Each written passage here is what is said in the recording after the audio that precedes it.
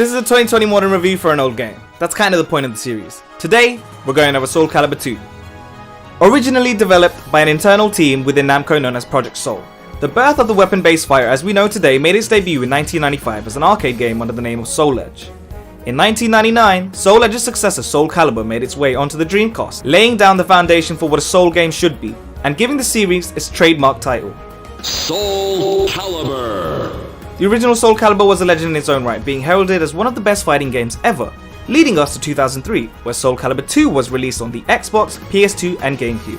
With each console having their own exclusive guest character, Soulcalibur II had a lot to live up to. And boy, did it ever. Story. As players of the series have come to know, the story of Soulcalibur is a tale of swords and souls eternally retold. Basically what that statement is trying to say is that all the characters in this game are in some way, shape or form affected by either one of the two legendary ancient swords. The evil sword, Soul Edge, and its counterpart, the spirit sword, Soulcalibur. The main premise of this game revolves around Soul Edge's effect on Siegfried, who was once again possessed by the power of Soul Edge, turning him into the big baddie himself, the Azure Knight Nightmare. Is it Azure? Is it Azure? Oh, the fucking blue man. Blue man in armor. Nightmare. Who's seeking out shards of the broken Soul Edge in order to restore the sword to full power. I say again because he was freed of its demonic possession in Soulcalibur 1, but then, you know, withdrawal symptoms, it's back. Hello. Nightmare, nightmare, nightmare, nightmare, nightmare, nightmare, nightmare, nightmare. You can't do that. There's two ways to experience the story in this game. In the more classic approach, in arcade mode, you play 8 opponents and get to watch a character-specific ending after fighting your destined rival, and finishing the main boss known as Inferno. Then, you have Weapon Master mode, which is the insert character story mode where you play as the characters in the game to progress a narrative that pits you, the player, as a warrior. The player is allowed to traverse the Soulcalibur world, fighting opponents in missions with unique challenges in each area to progress the story. Now these challenges can range from anywhere as fighting a half-invisible opponent or landing on the ground and instantly dying. Essentially, it's the successor to Mission mode in Soulcalibur which operated in a similar fashion. Now as a kid I was always puzzled to why I didn't unlock any new characters after doing plenty of arcade runs with different characters. Until one day I realized that Weapon Master mode was the real quote-unquote story mode, where all the unlocking happened. It's not really what you would define as a story mode per se, but it kinda acts like a helpful reading to the Soul lore. Honestly, you could skip the story elements entirely, but it's kinda cool to see in hindsight that there is a city named Algol after the Hero King who shows up in later games such as Soulcalibur 4, and it's pretty important to the lore. It's just cool things like that that I personally enjoy seeing as a massive Soulcalibur nerd. After completing said missions, the player is awarded with some gold coins. Certain missions will unlock characters and stages, but the gold can be used to unlock new modes, costumes and weapons for each character. The gameplay. Gameplay-wise, Soulcalibur 2 merely fine-tuned the formula that was present in Soulcalibur. However, its unique system mechanics differentiated it enough from its other Namco brethren and made the game much more fun and accessible to play. Let's break it down. First of all, talking about the 8-way movement system. The system allows players the freedom to move characters in any direction unlike its brother, Tekken, which you have to be a Korean god at to move fluidly to this day. The controls are super responsive and it feels like you can just glide across the stage, which is amazing. The game presents itself as very beginner friendly as to fight properly you only have to use 4 buttons. Horizontal attack, vertical attack, kick, and block. With a dedicated block button, you can more reliably block attacks compared to just holding back in most fighting games. The back button is instead used for more fluid movement. That leaves you with 3 offensive buttons. These 3 basic offensive options gives the idea of a rock paper scissors battle system, but more dynamic. Think of the 8-way run system as an extension to attacks, as you can change the type of attack you do based on the direction you press when you attack, availing you with a plethora of attacks to choose from with a little amount of practice or execution skill.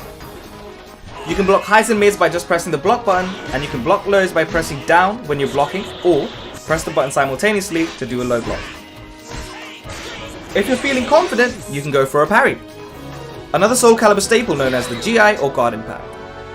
All you have to do is time it correctly to clash with an attack and press forward guard or backwards guard.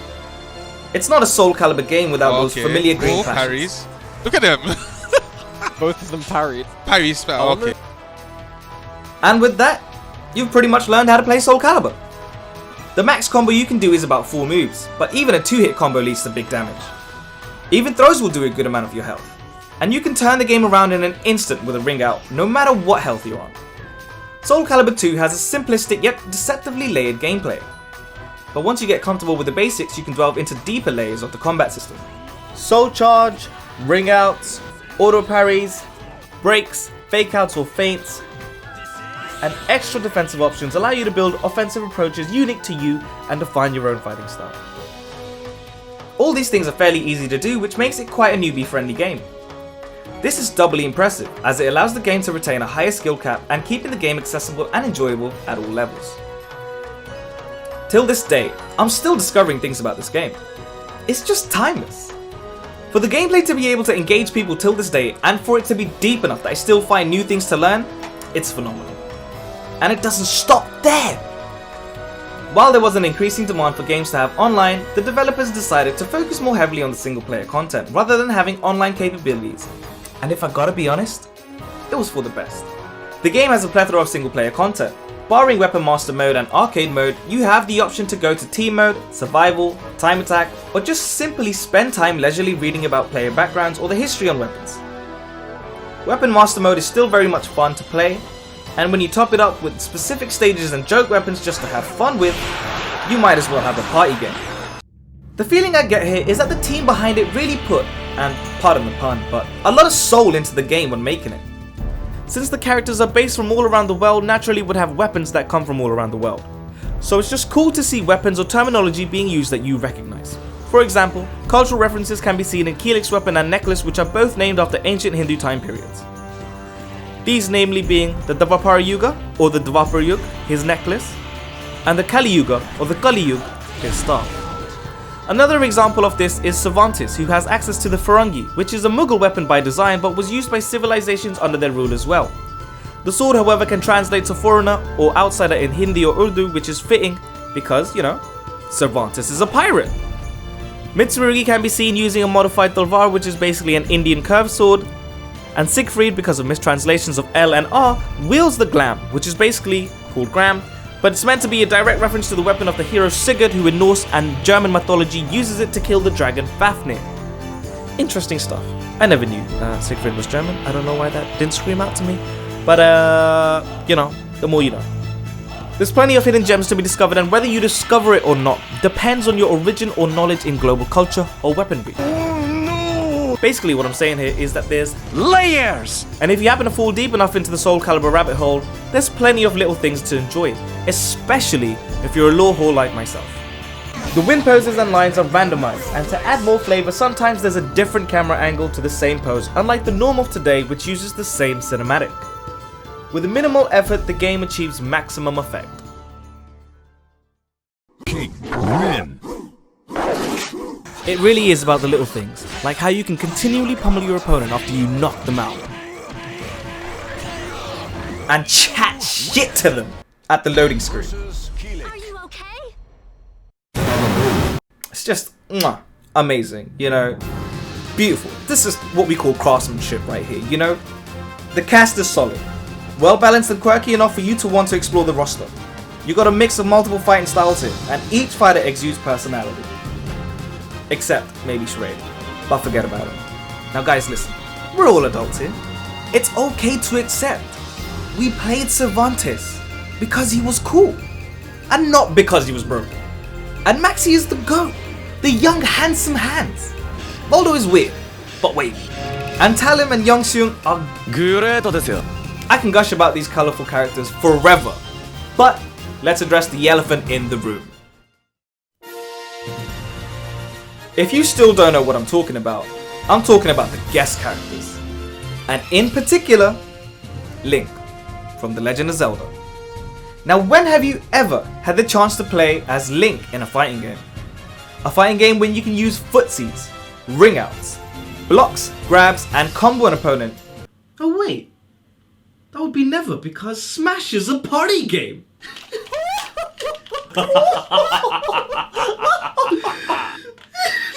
This was also the first time Spawn was in a fighting game, excluding MK11 of course, but the whole reason I even liked Spawn was because I was first exposed to him in Soulcalibur. Probably because he could shoot eye beams, could fly, and was mean and looked like Spider-Man or Venom to some extent.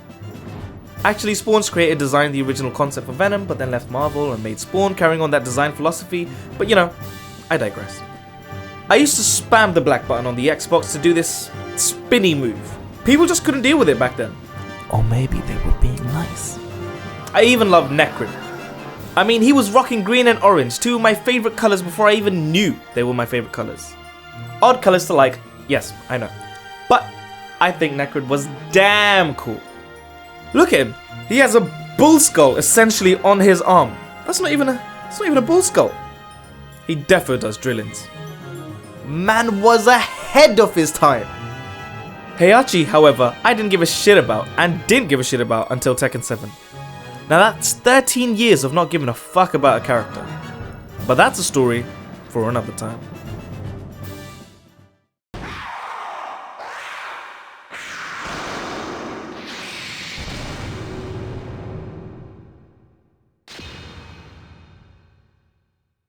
Yes, this is it.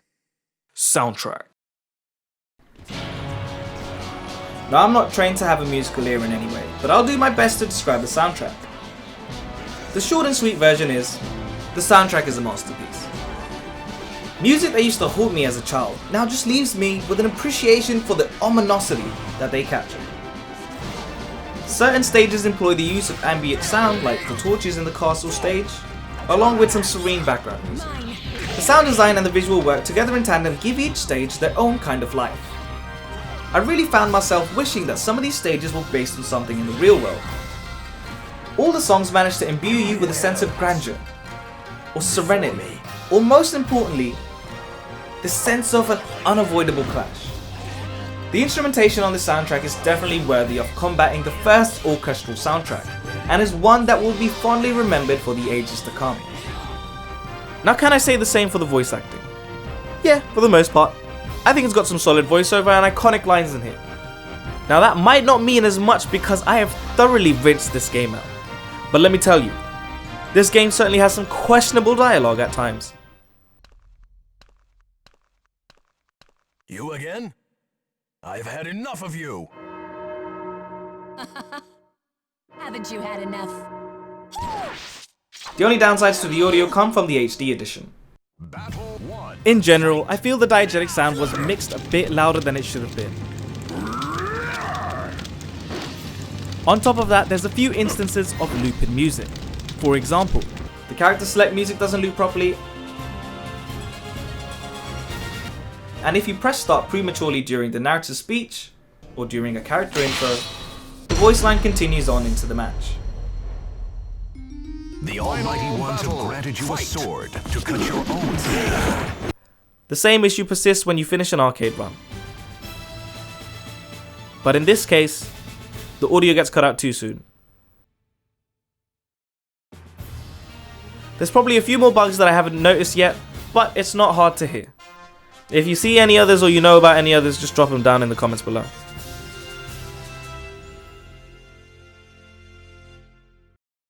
Oh, and also, in the base version of the game, you could switch between Japanese and the English voice lines. But I grew up with the English voices, so this exclusion doesn't really bother me at all. But, you know, it made to some. Visuals. The visuals for this game were stunning at the time, and the HD remake version still holds on today. But if I'm being honest, if you want to play this game at its best in this lovely modern day and age, your best bet is to upscale the game on an emulator. Boom! Textures that make you feel like this game ain't even old. This is all info, it's just pulling from the base 2003 version of the game, and it looks this good. You can also play the game on an Xbox One, which should upscale it further, but I don't have an Xbox One, so I can't tell you much about that. But if you like the look of the game in this video so far, then good, because most of it was shot on an emulator. The Dolphin emulator is highly optimized and will give you the best results, but trying to emulate the PS2 or Xbox version will give you more of a hassle and less graphical fidelity. Like I said before, stages in this game are absolutely stunning, and it's probably few of the only games where I find myself wishing that they were real locations so I could do some photography there. Visually, I can barely find a fault with this game, seeing as it's nearly 2 decades old. Fucking hell, it's been time. Honestly, again, I just have some slight issues with the HD edition. There's a bug where Cervantes' swords pull a Houdini in one of his win poses. Never knew he was a magician, but he do be teleporting though. The game's title is bland and devoid of any personality. It's just missing the cursive embellishment and attention to detail that most Soulcalibur games have with their titles. Personally, I just don't think the game was crafted with as much love as the original, or that they didn't playtest it enough, but there's certainly without a shadow of a doubt more issues in the HD edition of the game.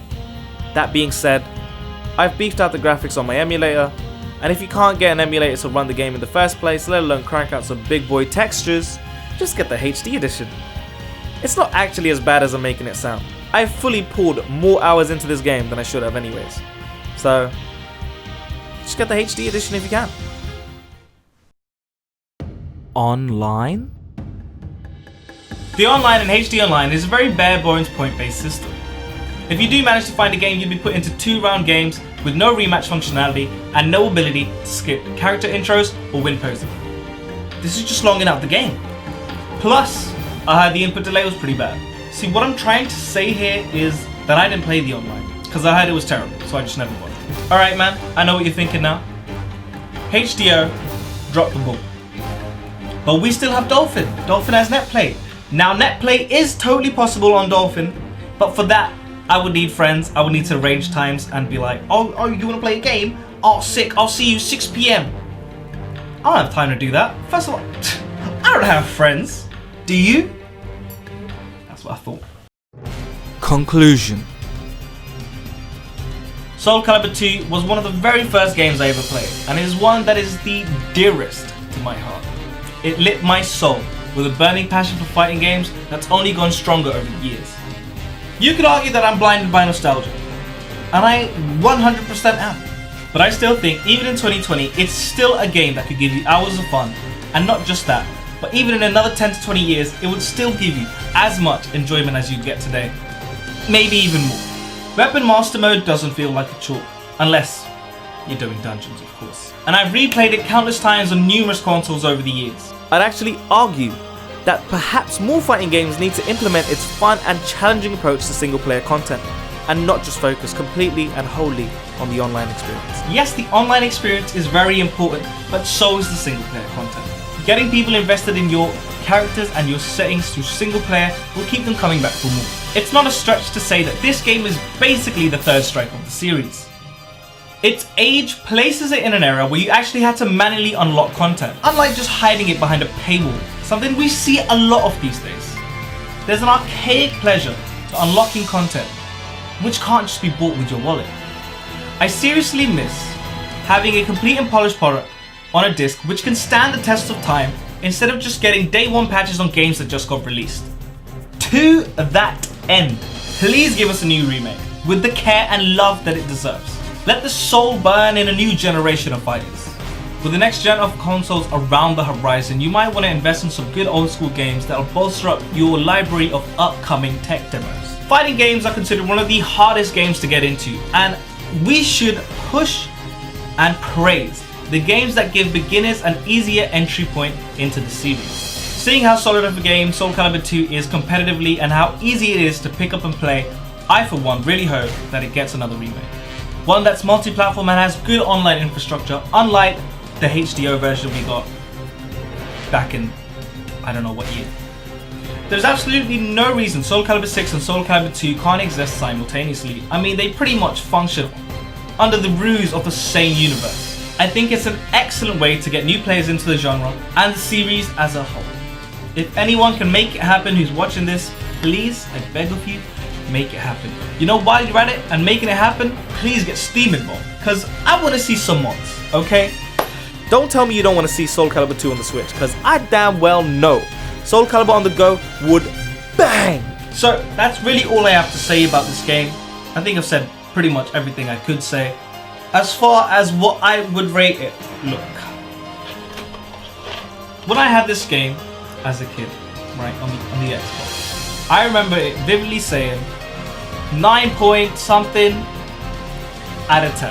And I always wondered, why couldn't they just give it a 10? You know, now that I'm grown up, I can kind of see, right, it didn't have online. But let's be honest, what fighting game had online in 2003, right? So by that right, I'm giving Soulcalibur 2 10 out of 10 because somebody had to do it. I don't know why they didn't do it. You're never gonna see a much more perfect game than this, ever. Alright? The age of perfect fighting games is done. We're done out here. You'll never get one anymore. But that being said, HDO Online doesn't get a 9. It don't even get an 8. I'll give it 7.5. I'll give it 7.5. You know, we gotta keep our integrity here, okay? Bam. And that's it. Alright, get like just bam, that's it. Fight! Hit the floor like Kali Yuga. Savannah's come through, he will shoot ya. We got Killer King a ride. He got a stick by his side. Hit you with the Kali Yuga. Hit you with it, end your life. Talk a lot of shit, I bring my ass to rough and he will cut you down the sides. Hitting flows like Kali Yuga. Hit it on top of your head. Hit it like nails on a coffin. I say the word and you're dead. Hit the flow like Kali Yuga. Hit the flow like Kali Yuga.